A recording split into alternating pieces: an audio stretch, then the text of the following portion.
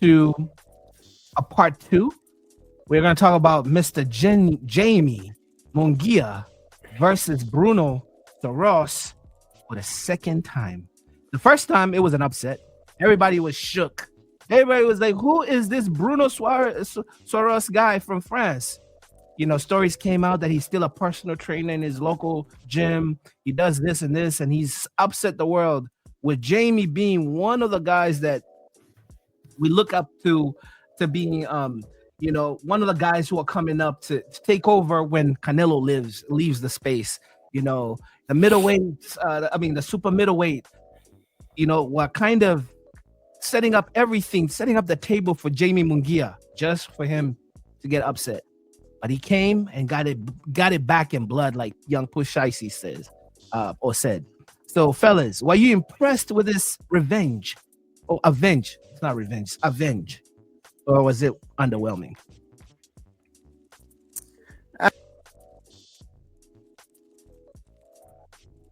Systems have muted you, Cam. LT? No, I was gonna say, I think Jaime is used to being an active fighter, and I think he came in with the intention to get some rounds here after his probably his longest layoff since turning pro. But I was impressed. I was impressed with the way he handled this rematch. He didn't look gun shy. He didn't look over tentative or over cautious. But he got work in. Mm-hmm. Probably very much. I will say this. He didn't smother him on the ropes like he did in the first fight. That's the main thing. So he did pull back slightly. So there was a level of respect, and rightfully so. He showed a new level of respect for this opponent, pulled back slightly to show healthy respect, but I don't think there was a fear there. Mm-hmm. Yeah, like I did see this fight, and I'll be honest. I thought Bruno Asaurus, the first fight was, lightning in a bottle. I'll be honest, because I didn't know who the fighter is. Surprised everybody, right? Second fight, now I'm really looking at him as a problem. Like, even though he lost to Jaime, now you corrected me. I was calling him Jamie the whole time. To Jaime, but still, bro, I still was respecting him after the second fight. He's like, dude is looking good. He's stubborn. He's a stubborn little Frenchman, and I was like, oh, this dude is actually the real deal. It wasn't like a fluke, because you could knock out. Everybody has a puncher's chance, and anybody can get got, right? But to see even Munguia really applying skill to this one, not pushing him around, thinking like, yo, man, this is just one guy to add to my stat. Now, Jaime took this like, yo, I'm fighting like I'm fighting Canelo again. It was that type of thing where there was a healthy distance from dude because he had clipped him, and I respected him, and I think he kind of. I want to see Bruno fight more. I want to see him fight more because if you could do that with a Jaime, you could do that to a lot of guys in that super middleweight. Even if he lost the second fight.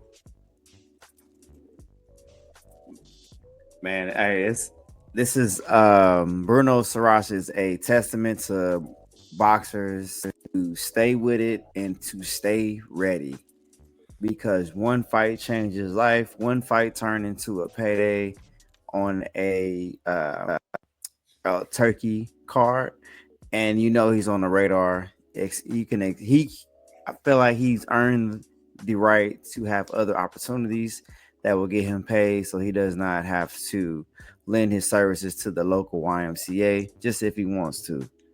And that's what you love to see in boxing, man. Guys carving out their own existence in the sport.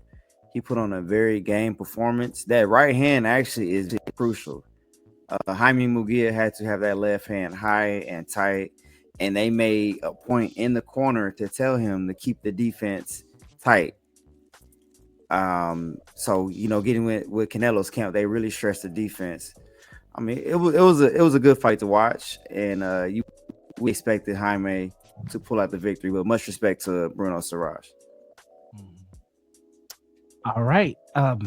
Just for the sake of time, and we have a lot to crunch in this short period of time. Let's travel to Sunday. By the way, fellows, before we move to that, what's your opinion on having day after, Friday, Saturday, and Sunday boxing? Was it what you wanted, or was it overwhelming from the consumption part? Do you want to consume your boxing in phases, or do you want it back to back to back to back to back before we hop on to Sunday's events?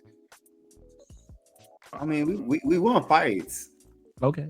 Let's put on this, but the issue with this past weekend is that we had 2 days in a row where there were sleepers. People were literally falling asleep watching these fights. If you're going to put on fights on like this, the fighting spirit has to be there. There's a rant by Timothy Bradley going out. That was after the 2 fights over the weekend. He was just, man, I felt like he said it perfectly for every fight fan. Like, come on, man, these guys have no fighting spirit.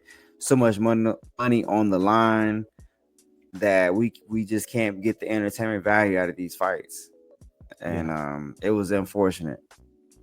I was kind of worried. On LT, I'll let you speak. Sorry, my apologies. But I was kind of worried that fans may have the fatigue of just you're getting fights, but you're not getting that time to digest everything and have. I mean, especially for people that like us who kind of do recapping, like I'm like, dog, it's a lot.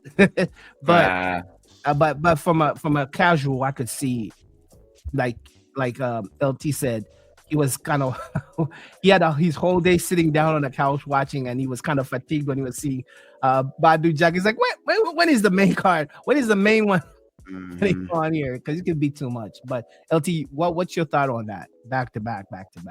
Nah, man, I'm gonna watch all of it. I mean, you put it out there, I'm gonna watch it. We live in a society where if you don't catch it live, you can catch it later on anyway. So we're gonna consume things at our own pace. I want to see it live as it happens. I don't want to have to catch the highlight on YouTube or Twitter or some social media because I missed it in live time. I want to be there. I want to see it when the people in the stadium sees it. Mm-hmm. And that's just me personally.